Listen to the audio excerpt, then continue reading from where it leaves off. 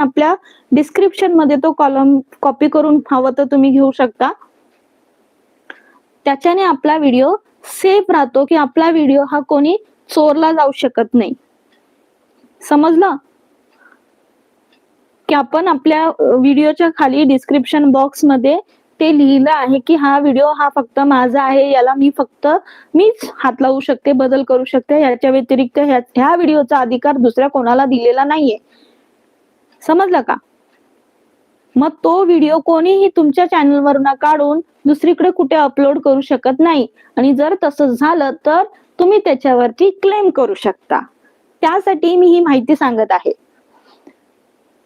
बऱ्याच वेळेला आपल्याला छोटे युट्यूबर्स कडनं हे असं नवीन नवीन आयडियाज कॉपी केल्या जातात आणि मग आपल्याला कळत नाही, अरे ही तर मी केलेली रेसिपी किंवा हे तर मी बनवलं होतं. मग ते दुसऱ्या चॅनलवरती कसं दिसतंय? तर ते आपण जर आपल्या डिस्क्रिप्शन बॉक्स मध्ये ते टाकली माहिती, तर तो आपला व्हिडिओ, तुमचा व्हिडिओ म्हणा, शॉर्ट्स म्हणा, तो सेफ राहतो चॅनलवर.